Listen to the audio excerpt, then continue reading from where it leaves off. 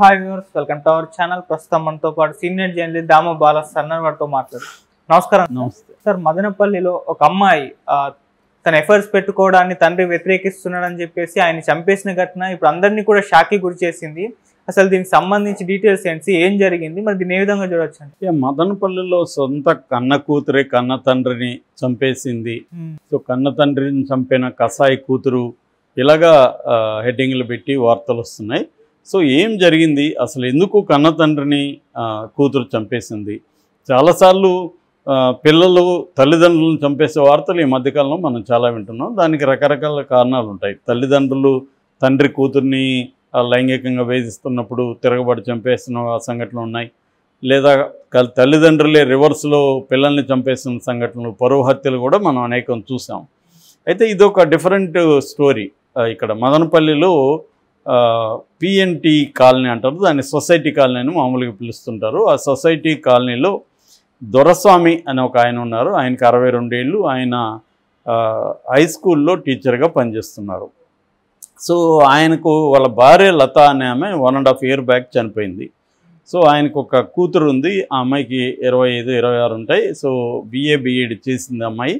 So ఆ అమ్మాయికి సంబంధించి ఆ అమ్మాయి పెళ్ళికి ఉన్న వీళ్ళు సేవ్ చేశారు భార్యాభర్తలు తన కూతురు పెళ్ళికని. ఆ డబ్బులంతా ఈ అమ్మాయి పేరుతోనే బ్యాంకులో అకౌంట్లు వేశారు. అట్లాగే వాళ్ళ అమ్మకు సంబంధించిన నగలు అవన్నీ కూడా ఈ అమ్మాయి పేరుతోనే బ్యాంకుల్లో ఉంచారు. సో అంటే ఆ అమ్మాయికి ఫ్రీడమ్ కంప్లీట్గా ఇచ్చినట్టుగా మనకు అర్థమవుతుంది తల్లిదండ్రులు. సో ఈ అమ్మాయి ఏం చేసిందంటే, ఈ అమ్మాయికి పెళ్లి సంబంధాలు ఒక పక్క చూస్తూ ఉంటే, ఈ అమ్మాయి ఫస్ట్ ఏమో ఒక పాల వ్యాపారం చేసే ఒక రమేష్ అనే ఒక అబ్బాయితో అఫైర్ పెట్టుకుంది.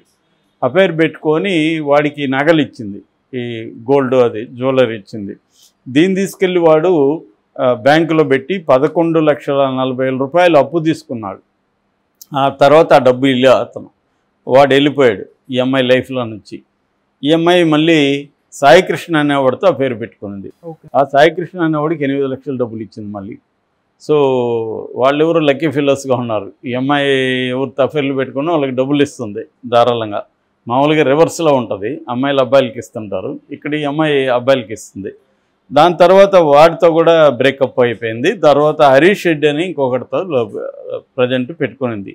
సో ఈ కాంటెక్స్లో ఇతనికి ఫాదర్ సింగిల్ ఫాదర్ అయినప్పుడు సింగిల్ పేరెంట్. వాళ్ళ అమ్మ చనిపోయినాక చాలా ఈ అమ్మాయిని ఏంటంటే అమ్మ లేదు కదా అని చెప్పి ఎక్కువగా గారాభంగా ఈ అమ్మాయిని చూసుకోవడం అవన్నీ చేసేవాడంట ఈయన. దాంతో ఈయనకి బాధ అయింది. ఇలాగ కూతురు ఎవరిదంటూ వాడితో తిరుగుతుంది, ఒకరోజు వాడిని బాయ్ ఫ్రెండ్ అంటుంది, ఇంకొక రోజు ఇంకొకరిని అంటుంది అని చెప్పి ఆయన బాధపడుతూ కుప్పంలో ఒక సంబంధం చూశాడు. పెళ్లి చేస్తే ఈ అమ్మాయి సెటిల్ అవుతుందని. సో ఆ పెళ్లి చేయడానికి ఈ అమ్మాయి ఏమో నాకు పెళ్ళి వద్దు అని చెప్తుంది, నాకు పెళ్లి చేసుకోను అని. పెళ్లి చేసుకోకుండా ఎవరితో పడితే ఎవరితో తిరుగుతా ఉంటే నీ లైఫ్ ఏమవుతుంది అది ఇదని తను మందలిస్తున్నాడు. ఇలాగా దాదాపు ఒక 1 month నుంచి వీళ్ళిద్దరి మధ్య గొడవలు ఉన్నాయి. సో మొన్న ఏమైందంటే 13th సో వీళ్ళిద్దరి మధ్య ఇదే ఇష్యూ మీద చాలా సీరియస్గా గొడవలు అయినాయి. ఆయన చాలా స్ట్రాంగ్గా ఖండించాడు.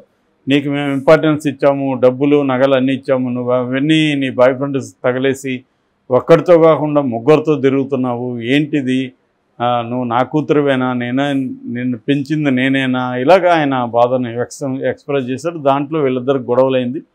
ఆ గొడవల్లో ఈ అమ్మాయి తను తట్టుకోలేకపోయింది. తను కంట్రోల్ చేస్తుంటాడు నాన్న అనేసరికి తట్టుకోలేకపోయింది. నన్నే కంట్రోల్ చేస్తాను, నన్నే ఇట్లా చేస్తాను, నా ఇష్టం, నా ఫ్రీడమ్ నాకు, నేను ఇష్టం వచ్చినట్టు బతుకుతాను, నువ్వెవడు అడగడానికి అన్నట్టుగా ఈ అమ్మాయి మాట్లాడి ఆ ఇద్దరి మధ్య గొడవ జరిగింది. ఆ గొడవలో నుంచి ఈ అమ్మాయి అక్కడ ఏముంటే అది దాంతో కొట్టింది, అతన్ని చపాతీ కర్రతో కొట్టింది. తర్వాత మనం రాసుకునే దానికి అట్ట పెట్టుకుంటాం కదా, అట్టతో కొట్టింది. తాళం కప్పు ఉంటే దాంతో తల మీద కొట్టింది. తర్వాత కర్ర ఏదో ఉంటుంది దాంతో, అలా తల మీద వీటన్నిటితో కొట్టడంతో ఆయన చనిపోయాడు. బ్లడ్ ఇదై గట్టిగా కేకలేసాడు. కేకలేసి కింద పడిపోయాడు. ఈ లోపల పక్కింటి వాళ్ళంతా వచ్చారు. వస్తే ఏమైందంటే ఇట్లా కాలు జారి పడిపోయాడు కింద, అది కొట్టుకునింది, అలా చనిపోయాడని చెప్పేసింది. సరే ఇంకా వాళ్ళకి డౌట్ వచ్చింది పక్కింటి వాళ్ళకి పోలీసులకు ఫోన్ చేశారు. ఇట్లా ఏదో మాకు డౌట్ ఉంది అని చెప్తే పోలీసులు అడిగితే కూడా ఈ అమ్మాయి అదే చెప్పింది, పడిపోయాడు నాకేం తెలియదని. దాంతో వాళ్ళకి పోలీసులకి ఆ గాయాలు అది వాళ్ళకి అలవాటు అయి ఉంటుంది కదా, చూసి డౌట్ వచ్చింది. ఈ అమ్మాయిని తీసుకెళ్ళి మొత్తానికి ఆ లేడీ కానిస్టేబుల్ లేదో కొట్టినట్టు ఉన్నారు. మొత్తం ఈ అమ్మాయి చెప్పేసింది ఇదంతా, ఇది జరిగింది ఇది జరిగిందని. సో ఇది ఇప్పుడు మొత్తం షాక్ అవుతున్నారు. ఇదేంటిది, ఈ అమ్మాయి ముగ్గురితో అఫైర్లు పెట్టుకోవడం ఏంటి, నాన్నని చంపేయడం ఏంటి, దీన్ని ఎలా అర్థం చేసుకోవాలి అన్న ఒక కన్ఫ్యూజన్ ఎక్కువ కనబడుతుంది. కాకపోతే మనకి ఎక్కువ సమాచారం లేదు ఈ కేస్ స్టడీలో. అంటే ఈ అమ్మాయి ఎందుకు అట్లా అఫైర్లు పెట్టుకునింది, ఆ అమ్మాయి కండిషన్ ఏంటి అంటే, మనకి ఇండియాలో ప్రాబ్లం ఏంటంటే, మామూలుగా వెస్ట్లో చాలా దేశాల్లో ఇట్లాంటి క్రైమ్స్ చేసినప్పుడు ఆ క్రిమినల్స్ సైకలాజికల్ ప్రొఫైల్ కూడా తయారు చేస్తారు. అంటే అమ్మాయి మానసిక కండిషన్ ఏంటి, అమ్మాయి మెంటల్గా ఎటువంటి కండిషన్లో ఉంది, ఏమేమి లక్షణాలు ఉన్నాయి, ఆ ప్రొఫైలింగ్ అంటారు. ఆ ప్రొఫైలింగ్ తయారు చేస్తారు.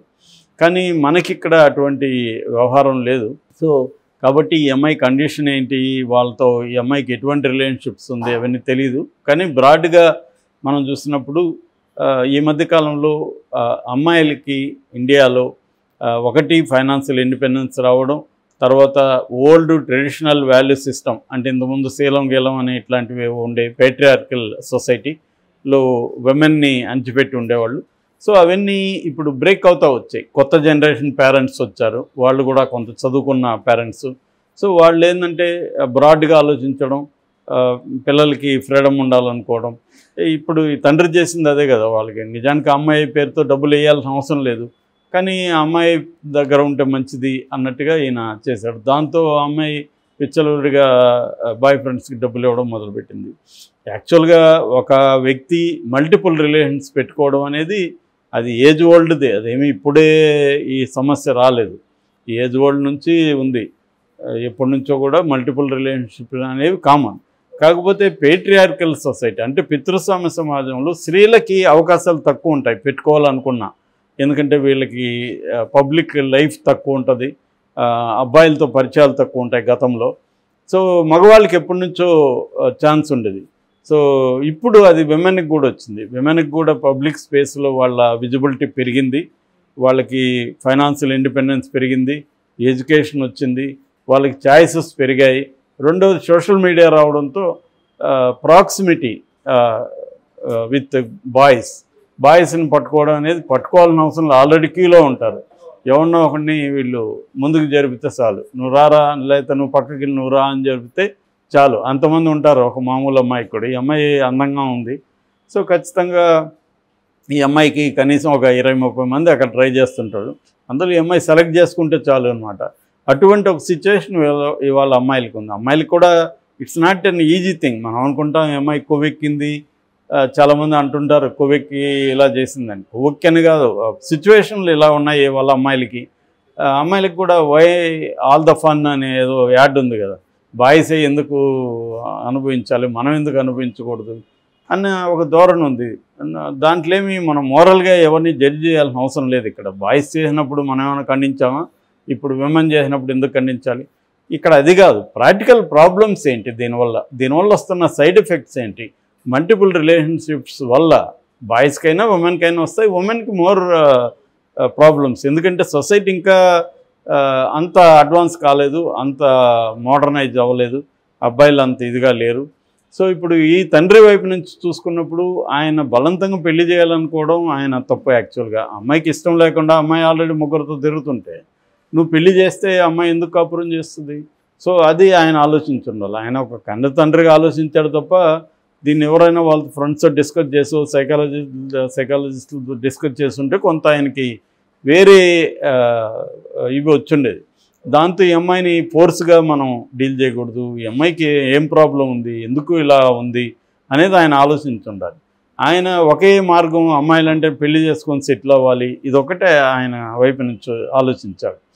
దానివల్ల ఆయన ఈ అమ్మాయిని ఫోర్స్ చేయడం, ఈ అమ్మాయిని ఇది చేయడం చేసింది. ఒక పక్క ఫ్రీడమ్ ఇస్తావు, మళ్ళీ ఒక పక్క నువ్వు కంట్రోల్ చేద్దామంటే కష్టం కదా. నువ్వు ఫ్రీడమ్ ఇచ్చేసి అమ్మాయి ఇప్పుడు హాయిగా నా ఇష్టం వచ్చిన వాళ్ళతో ఎంజాయ్ చేస్తాను లైఫ్ అనుకుంటున్నప్పుడు ఆ అమ్మాయి నువ్వు మళ్ళీ కంట్రోల్ చేసి నేను చెప్పినట్టు పెళ్లి చేసుకుంటే ఎందుకు ఇంటది అమ్మాయి? సో అందువల్ల అలాంటప్పుడు ఇండైరెక్ట్గా వాళ్ళని డీల్ చేయాలి, వాళ్ళని ప్రేమతోనే చూసుకోవాలి.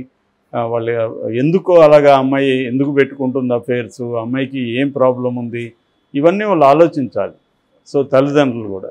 సో అట్లాగే అమ్మాయిలు కూడా ఇవాళ ఏంటంటే మనకి ప్రతిదీ కావాలనిపిస్తుంది. ఎందుకంటే 50 మంది ట్రై చేస్తుంటారు, అందులో 10 మంది బ్రహ్మాండంగా రకరకాల విషయాల్లో బాగుంటారు. సో వాళ్ళని ఎందుకు వద్దనాలో కూడా వీళ్ళకి తెలియదు. సో ఎంజాయ్ చేద్దాం జీవితాన్ని అనిపిస్తుంది. సో అది ఓకే, నువ్వు ఎంజాయ్ చేయి, ఆనందించు, అంతా ఓకే. కానీ అదే అంత ఈజీగా అంత సింపుల్గా 1 to 1 ఉండదు జీవితం. దీనివల్ల సైడ్ ఎఫెక్ట్లు ఏమున్నాయి, దీనికి ఏమేమి ప్రాబ్లమ్స్ రావచ్చు, దానికి మనం రెడీగా ఉన్నామా, ఇవన్నీ కూడా ఆలోచించుకోవాల్సిన అవసరం. అంటే ప్రాక్టికల్ థింకింగ్ అనేది ఇంపార్టెంట్. ప్రాక్టికల్ కాకుండా ఒక ఫాంటసీలో వెళ్ళిపోతూ ఉంటే నీకు లైఫ్ సడన్గా ఇటువంటి ఇష్యూసే వస్తాయి. సో ఇరువైపు నుంచే ఆలోచించాల్సిన అవసరం ఉంది. ఇటు అమ్మాయిలు కూడా ఈ ఎపిసోడ్ నుంచి ఆలోచించాలి, అట్లాగే పేరెంట్స్ కూడా పిల్లలు ఇలా ఉన్నప్పుడు వాళ్ళని మోరల్ యాంగిల్ నుంచి చూసి కంట్రోల్ చేద్దాము ఇంకోటి అనుకుంటే అది రియాక్షన్ ఇస్తుంది. సో ఓవరాల్గా ఇది విషాదం అయింది. ఆయన చనిపోయాడు, ఈ అమ్మాయి జైలుకి వెళ్ళింది. మరి ఏం జరుగుతుందని చూడాలి. Okay sir, thank you so much sir.